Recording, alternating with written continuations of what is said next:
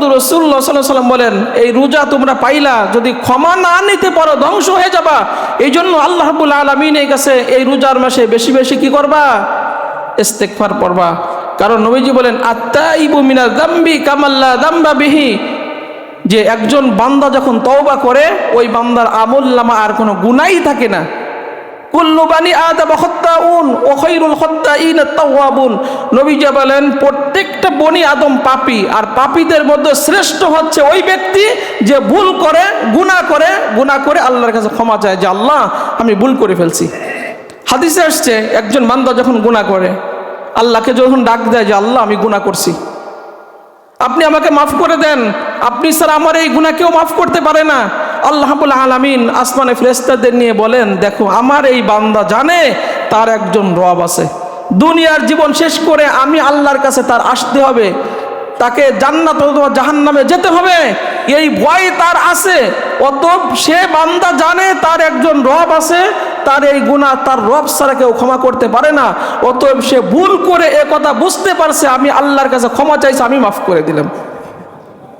আবার বান্দা গুনাহ করে বলে আল্লাহ আমি গুনাহ করছি, আমার ভুল হয়ে গেছে। এই জন্য গুনাহ হইলেই সাথে সাথে পাঠ করা আস্তাগফিরুল্লাহ।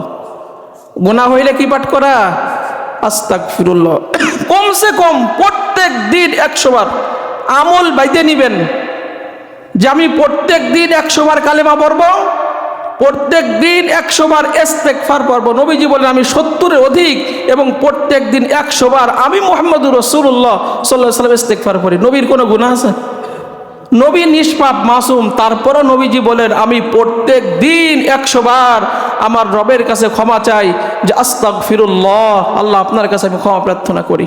আর আল্লাহ বারবার ডাকেন, ইয়া আইয়ুহাল্লাযীনা আমানু তুবু ইলাল্লাহি তাওবাতান নাসুহা, ও ইমানদারেরা আমার কাছে তাওবা নাসুহা করো। তাওবা নাসুহা হলো গুনার জন্য আল্লাহর কাছে ক্ষমা চাওয়া, গুনার জন্য লজ্জিত হওয়া, পুনরায় ওই গুনার কাজে আর ফিরে না যাওয়া, এটা হচ্ছে তাওবা নাসুহা।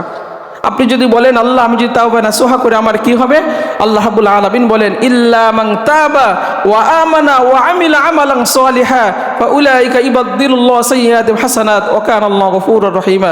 আল্লাহ রাব্বুল আলামিন বলেন তুমি যখন এই তাওবা করবা, সৎ কাজ শুরু করে দিবা, তোমার আমলনামায় যদি 99টা বলিয়াম ওই ব্যক্তির মতো গুনাহ থাকে, ওই গুনাহগুলো আমি রব্বুল আলামিন নেকিতে বদলাই দেব। সুবহানাল্লাহ সুবহানাল্লাহ। চিন্তা করছেন আপনার আমলনামায় যদি 60 বছর ধরে গুনাহ আছে, আপনি এখন তাওবা নাসুহা করলেন, আল্লাহর কাছে খাস তওবা করলেন, ওই 60 বছরের গুনাহ সব নেকিতে পরিবর্তন হয়ে যাবে। সুবহানাল্লাহ সুবহানাল্লাহ। এই জন্য আল্লাহ সুবহানাহু ওয়া তাআলা বলেন ওয়াতুবু ইলাল্লাহ জামিআ, যে তোমরা আল্লাহর কাছে সবাই তওবা করো। ওয়াতুবু ইলাল্লাহি জামিআন আইয়ুহাল মুমিনুন লাআল্লাকুম তুফলিহুন। আল্লাহ রাব্বুল আলামিন বলেন ওয়াতুবু ইলাল্লাহি জামিআ, তোমরা সবাই আল্লাহ রাব্বুল আলামিনের কাছে তওবা করো, তাহলে কি হবে? আল্লাহ রাব্বুল আলামিন তোমাকে সফল বানাই দিবেন, তোমাকে গুনাহগুলো মাফ করে দিয়ে আল্লাহ রাব্বুল আলামিন জান্নাতি লোক হিসেবে রব্বুল আলামিন কবুল করে নেবেন। এই জন্য মুহাম্মদুর রাসূলুল্লাহ সাল্লাল্লাহু আলাইহি ওয়াসাল্লাম বলেন এই রোজার মাসে বেশি বেশি কি করবা? তবে 1 নাম্বার আমলটা কি? বেশি বেশি কালেমা। 2 নাম্বার আমল কি?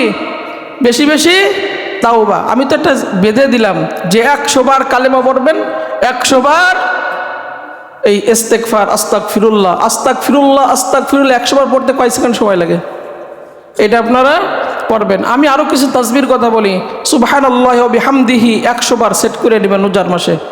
সুবহানাল্লাহ আলহামদুলিল্লাহ ওয়ালা ইলাহা ইল্লাল্লাহ আল্লাহু আকবার, এইটা 100 বার আপনি পাঠ করবেন। নবীজি একটা মরা গাছ দেখে ঝাঁকি দিলেন, ঝাঁকি দিয়ে সাহাবীদের বলতেছেন, সাহাবীরা তোমরা কি জিজ্ঞাসা করবা না যে আমি এই মরা গাছে কি আমরা ঝাঁকি দিলাম আর পাতাগুলো পড়ে গেল? সাহাবারা বলে রাসূলুল্লাহ সাল্লাল্লাহু আলাইহি ওয়াসাল্লাম আপনি কেন এই কাজটা করলেন? নবীজি বলেন একজন বান্দা যখন তার জবান দিয়ে বলে সুবহানাল্লাহ আলহামদুলিল্লাহ ওয়ালা ইলাহা ইল্লাল্লাহ আল্লাহু আকবার, এই ঝাঁকি দেওয়ার কারণে মরা গাছের যেরকম কোনো পাতা থাকে না, ওই বান্দার আমলনামায় কোনো গুনাহ থাকে না। তাহলে এই রোজার মাসে আমরা গুনাহমুক্ত জীবন গঠন করতে চাই না? রোজা পাইলেন, ক্ষমা যদি আপনি না নিতে পারেন আপনি ধ্বংস হয়ে যান। নবীজি দোয়া করছে না, জিবরাইল আলাইহিস সালাম বদদোয়া করছে না?